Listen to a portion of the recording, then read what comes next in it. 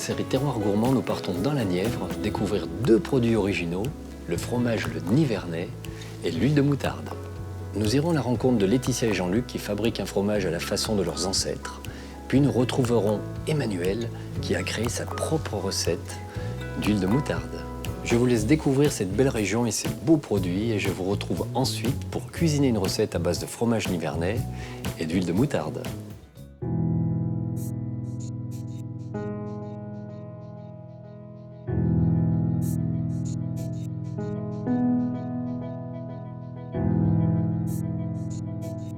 Décrit comme étant le poumon vert de la Bourgogne, le département de la Nièvre doit son nom à la rivière éponyme qui l'irrigue. Appelée Nervium au XIIIe siècle, l'étymologie viendrait d'une racine russe signifiant « eau, lieu humide », car le département est une constellation de cours d'eau à l'instar de la Loire et du canal du Nivernais. C'est dans ce décor bucolique qu'a été tourné le célèbre film d'Alain Resnais, Hiroshima mon amour. Dans ses écrits, le cinéaste s'extasiait face au fleuve Loire, aux cloches sonnant dans la brume et aux canaux saumâtres bordant les maisons.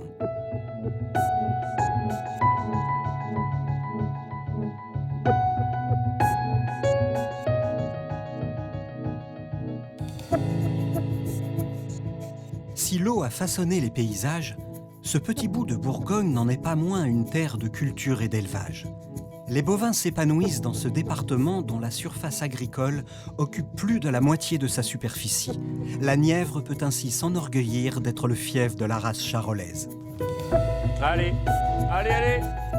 Sur ces terres authentiques, Jean-Luc Goulinet et sa femme Laetitia perpétuent une tradition ancestrale remise au goût du jour il y a 10 ans.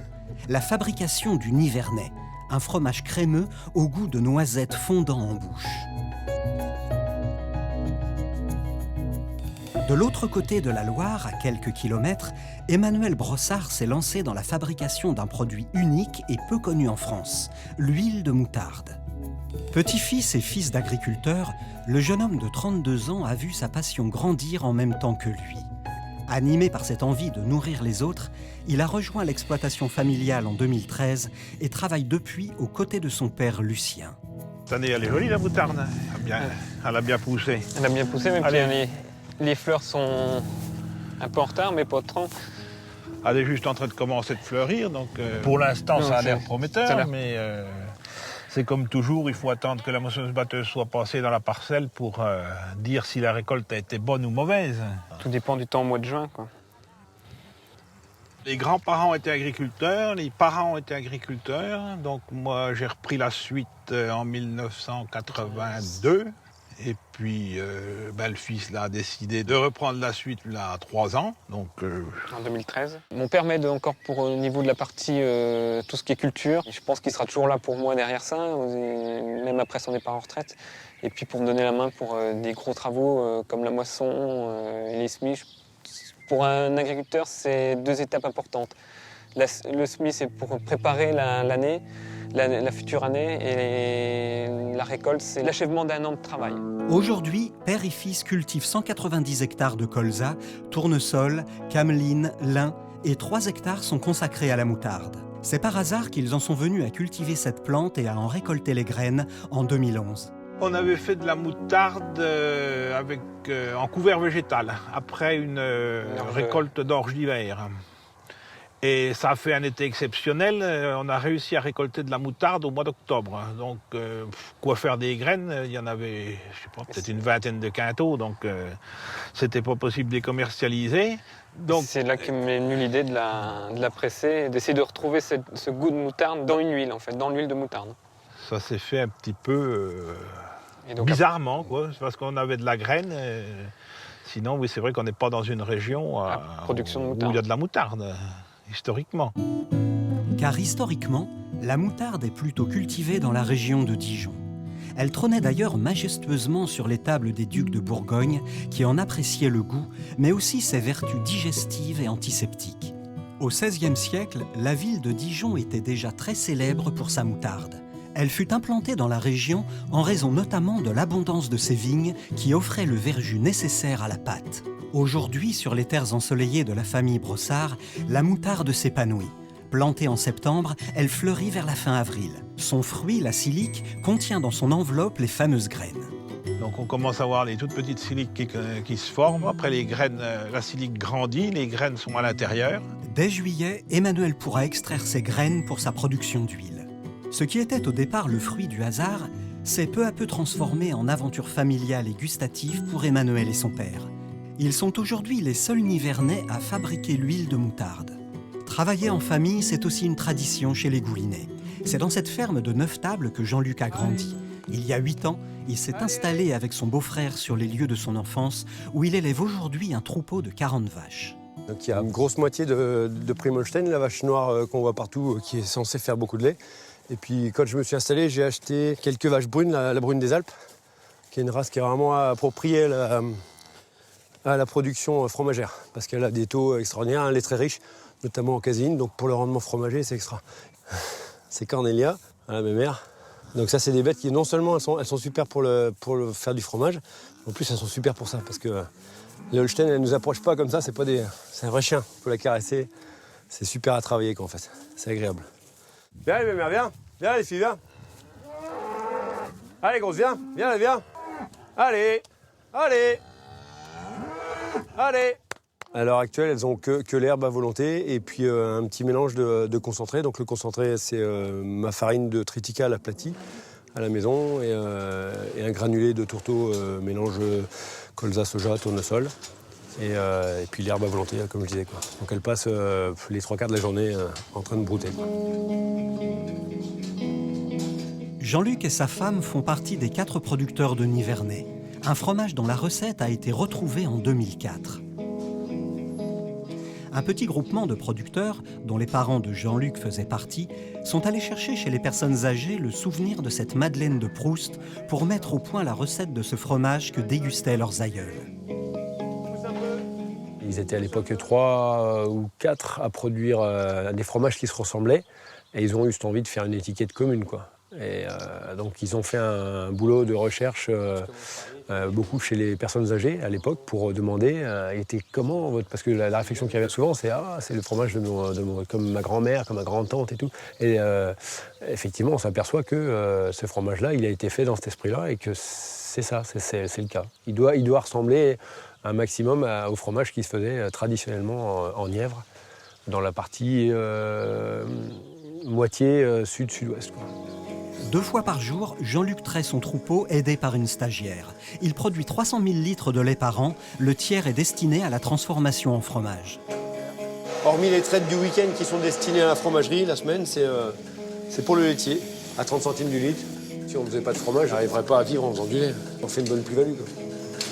Et puis on fait un autre métier aussi, quoi. On va au bout de la production, on est direct au consommateur et ça, pour nous, ça a un sens profond et puis on a vraiment l'impression de faire quelque chose de bien, quoi. Allez, Julie, on y va. Allez. Le lait est directement versé dans le tank de la pièce adjacente où Laetitia fabrique des Nivernais du lundi au jeudi. Pour garder toute sa typicité et sa flore, Laetitia travaille le lait cru entier. Une fois ensemencé puis emprésuré, il va cailler pendant 36 heures au bout desquelles Laetitia pourra le mouler à la louche. Dans la faisselle, le fromage est composé de 2 couches de caillé séparées par une couche de crème. Cette crème est la signature du Nivernais. Dans le temps, les petites mamies dans le Nivernais faisaient cailler leur lait tout doucement et de ce fait, donc, remonter la crème de leur lait. Et donc ils ont eu l'idée de faire du Nivernais naturellement. Ils inséraient la crème dans leur fromage. La crème va donner un goût de beurre, de crème et de noisettes. Mais le secret du Nivernais réside aussi dans le coup de louche. Le caillé doit être posé délicatement dans la faisselle sans être tranché, car c'est lui qui donnera sa texture fondante et crémeuse au fromage, une fois affiné. Donc en fait, je goûte le caillé à chaque fois avant de mouler, pour pouvoir savoir ce que cette tournée de Nivernais donnera en fait. Ça permet de savoir à l'affinage il va s'affiner plus facilement qu'un autre au niveau de sa texture en fait. Donc en fait c'est un goût un petit peu de petit suisse, fromage très frais, pas du tout acide. Donc là le caillé est très très bien. 12 heures après avoir été moulé, le fromage est retourné dans sa faisselle, puis salé au sel sec. C'est la belle-mère de Laetitia qui lui a enseigné ses gestes et ses secrets de fabrication. Elle les avait elle-même appris auprès de ses aînés. Aujourd'hui, Laetitia perpétue la tradition familiale et travaille avec Hélène, la sœur de Jean-Luc, qui a rejoint l'aventure il y a 4 mois. Parfois, on fait des compétitions pour savoir qui est-ce qui retourne les fromages le plus rapidement. Et tout le temps, c'est moi qui perds. Transmettre le savoir à quelqu'un de la famille, c'est aussi ça qui est bien. Parce qu'on sait pertinemment que ça va perdurer, en espérant qu'un de nos enfants reprenne la suite quand nous, on arrêtera. Au bout de 48 heures, le fromage est démoulé, puis placé en cave d'affinage où il restera entre 3 semaines et 2 mois pour mûrir lentement. On a essayé de recréer en fait les anciennes caves artisanales qu'il y avait sous les maisons ou dans les vieux bâtiments. Parce que tout ça en fait c'est le petit, comme un petit champignon qu'on appelle le Penicillium roqueforti, qui couvre les fromages de bleu. Voilà. Donc là le premier, vous avez un fromage qui est affiné à 7 jours, celui-ci qui est affiné à 3 semaines et celui-ci qui a 1 mois et demi d'affinage. Les Goulinets fabriquent environ 420 nivernais par semaine, soit entre 20 000 et 25 000 fromages par an.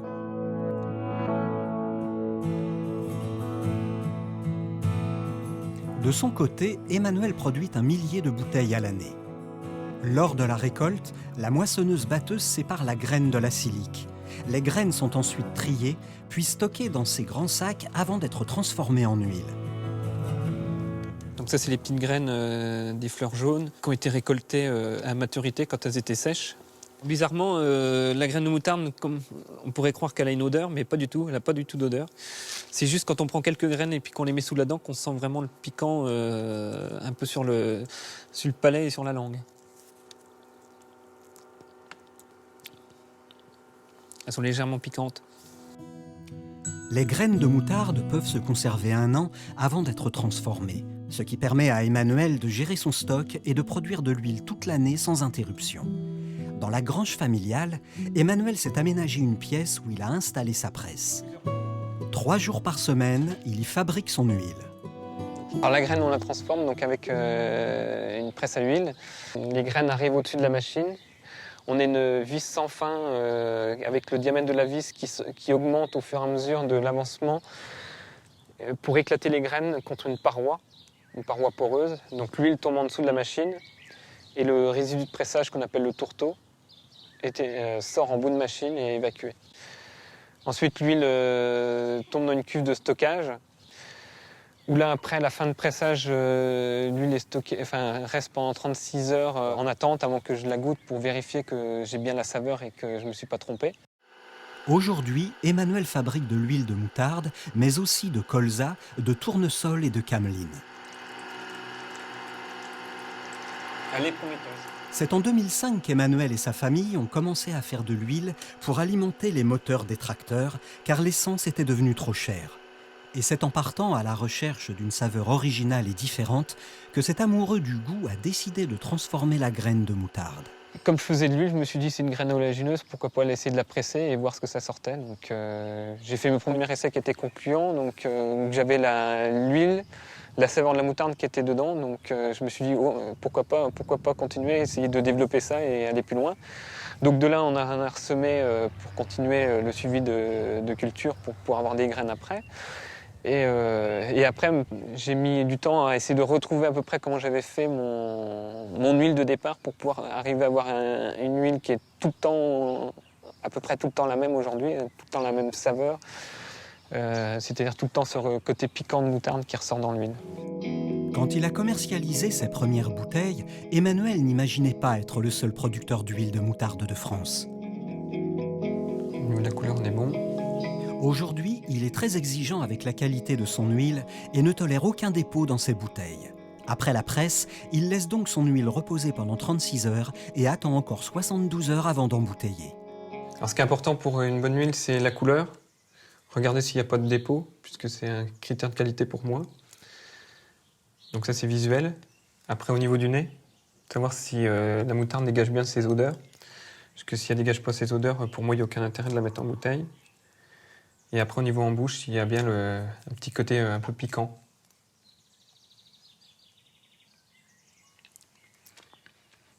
Et là, c'est bon. Pas l'ancienne. Depuis que je fais la transformation, j'ai l'impression que les gens, ils ont... Avant ça, j'avais un sentiment que les gens, ils voyaient un peu en mal le monde agricole, mais en fait, je m'aperçois que quand il y a de la transformation, il y a un produit transformé, un produit qui aboutit ou qui s'est vendu en petit conditionnement directement dans leurs mains et qu'ils l'ont vu faire. Et ils ont une autre image du monde agricole et ça me plaît. C'est ce qui me rassure pour le futur. Le futur, Jean-Luc et Laetitia y pensent régulièrement et espèrent léguer leur savoir-faire à leurs enfants. Donc, du coup, les enfants, si on vous pose la question, est-ce que vous voulez reprendre la ferme? Qu'est-ce qu'on répond? Sarah? C'est trop compliqué, il y a plein de choses à faire et si t'es seul, c'est déjà assez compliqué. Voilà. Ça te botte pas? Et non, en plus, tu gagnes pas beaucoup de sous. Ouais, d'accord. C'est pas faux, mais bon. Moi non, c'est pas du tout la filière que je veux. Moi je m'accroche plus à tout ce qui est scientifique et je vais être professeur de maths, donc non, c'est loin de l'agriculture. Jeanne? Ouais, j'aimerais bien. Parce que c'est bien. Voilà. Qu'est-ce qui te plaît? Qu'est-ce qui te plaît? Déjà qu'on a le contact avec les animaux. Et en plus, c'est un peu une entreprise de famille parce qu'il y avait Pépé. En attendant de transmettre à ses enfants, Jean-Luc n'est jamais à court de projets et a imaginé avec le boulanger du village voisin une recette à base de nivernais, la pompe au fromage. T'es en forme? Oui, oui. Qu'est-ce que t'as fait de beau? Régulièrement, Emmanuel le boulanger vient renouveler son stock directement chez Jean-Luc. Tiens, Dan. À fond, c'est pas dur ça du coup. Tu dis à Jean-Luc hein, s'il est bon ou pas, sinon on a. S'il est pas bon, c'est parti. Tu m'en mets 10 comme ça et 15 comme ça. Maintenant tout de suite. Ouais, tout de suite maintenant. De travailler avec les producteurs locaux, ce qui est bien, c'est que au moins on peut venir choisir et ce qu'on pourrait pas faire avec des gros producteurs, quoi. Là au moins on vient, on choisit les produits, si ça va pas, on peut lui dire directement. Puis comme vous voyez, quoi, on peut rentrer dans les chambres et puis voir directement ce qu'il y a comme fromage, quoi. Ah, c'est vrai que c'est sympa, quoi. Depuis qu'on travaille comme ça avec Jean-Luc, c'est vraiment. C'est agréable, c'est valorisant pour toi comme pour moi. Bah voilà, même pour toi, tu prends plaisir à venir goûter tes produits que je transforme. Emmanuel repart avec ses nivernais, prêt à intégrer dès le lendemain un pain local appelé pompe. Tout le monde autour faisait pompe Roquefort et on s'est amusé avec Jean-Luc de dire pourquoi on n'essayerait pas avec ces fromages d'instaurer quelque chose que personne n'a jamais fait et puis goûter quoi au final. Et puis avec ces produits, ça s'est avéré que c'est super bien sorti quoi. La base de sa recette, une brioche à laquelle il ajoute le nivernais. Le nivernais, il emmène tout, le goût, le crémeux des parois, les morceaux restants, c'est vraiment... c'est lui qui fait tout. Au bout de quelques minutes de pétrissage, la pâte est prête. On est bien. Après, on a bien les petits bouts de fromage. Toute la peau est bien partie, hein. Est bien partie d'autour du fromage et c'est vraiment le but recherché, quoi. Emmanuel laisse ensuite la pâte au repos et ne la façonne que le lendemain matin. Il n'y a plus qu'à enfourner.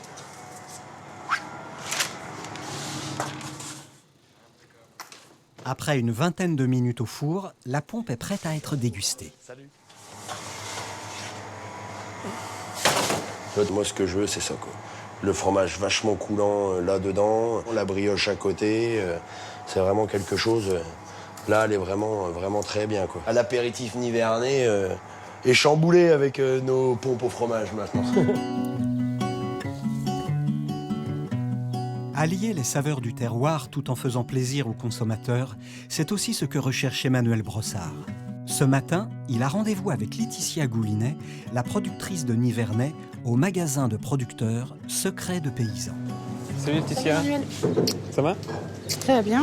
Bon, j'ai pensé un petit truc pour la dégustation.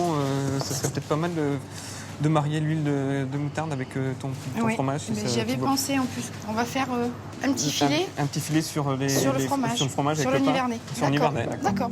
L'huile de moutarde s'utilise exclusivement à froid. Par exemple, pour rehausser le fondant du nivernais. En fait, il n'y en a pas de trop. Non, il n'y en a pas trop parce que le fromage, On sent le fromage. ressort bien. Ça ressort bien, puis après il y a la Juste moutarde le qui petit revient piquant derrière. Qui revient derrière, oui. L'association réussie.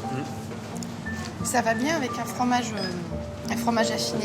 Oui. Avec le frais, ça serait pas si bien marié. Là, on sent bien l'affinage, le petit goût un peu de crème, le de petit bout de beurre, crème, ouais. du fromage, et la moutarde juste derrière. Et là, c'est Oui, vraiment pour toi, super. donc le frais.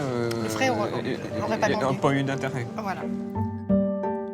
Cette association de produits du terroir, c'est aussi l'occasion pour Emmanuel et Laetitia de faire connaître leurs produits aux clients tout en proposant de nouvelles saveurs. Bonjour, vous voulez déguster? Donc c'est une association de fromage affiné avec de l'huile de moutarde. Oui, c'est... Ici.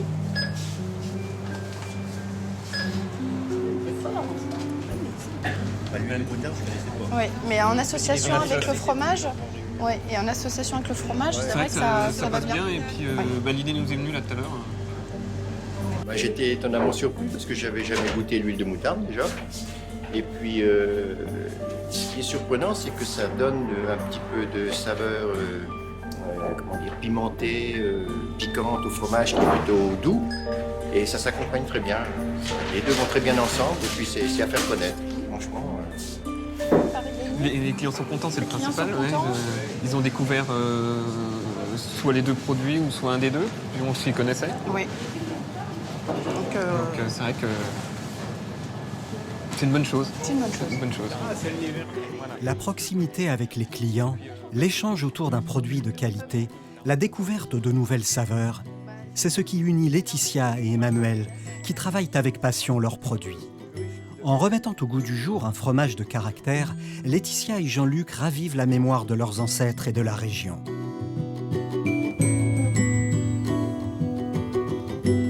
Emmanuel, lui, est résolument tourné vers l'avenir avec son huile de moutarde digne des plus grandes tables.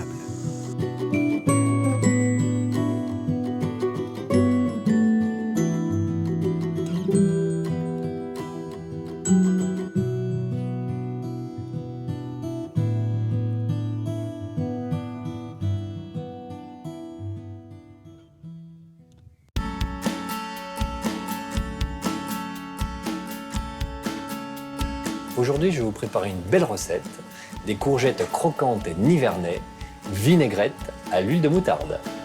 Pour réaliser cette recette pour 4 personnes, il vous faudra, pour la vinaigrette, 15 g de moutarde de Dijon, 50 g d'huile de noix, une demi-échalote ciselée, 10 g d'huile de moutarde, un tiers de botte d'estragon. Pour la garniture, 3 courgettes vertes, une pièce de nivernais, 16 olives noires, une botte de radis rouge, 10 g d'huile d'olive. Pour la préparation, la vinaigrette. Ciselez l'échalote le plus fin possible, effeuillez l'estragon, puis le ciselez très finement et réservez. Dans un récipient de votre choix, mélangez la moutarde de Dijon, l'huile de moutarde, l'huile de noix, l'échalote et l'estragon. Dans cette recette, l'huile de noix va apporter la rondeur, une certaine rondeur, en équilibre avec cette huile haute en couleur qu'est l'huile de moutarde. Réservez.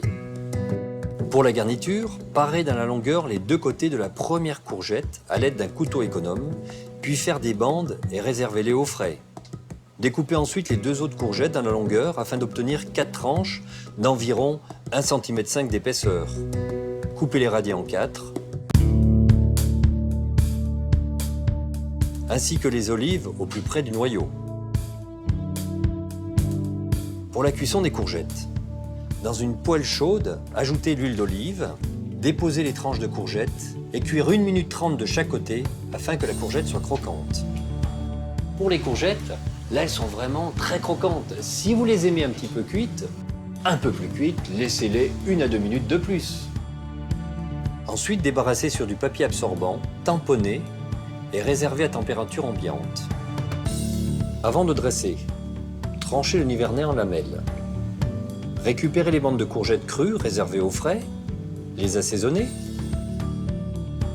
et les roulez sur elles-mêmes afin d'obtenir des rouleaux. L'action du sel favorise le maintien des rouleaux, donc c'est vraiment important de bien assaisonner les courgettes avant de monter les rouleaux. Pour le dressage, Badigeonnez une tranche de courgette cuite de vinaigrette. Disposez sur une assiette plate de votre choix. Déposez des lamelles de nivernais dessus. Placez les rouleaux de courgettes crues sur le dessus. Disposez ensuite harmonieusement les radis, les olives. En finition, saucez de vinaigrette et vérifiez l'assaisonnement. Je vous souhaite une très bonne dégustation et je vous dis à bientôt.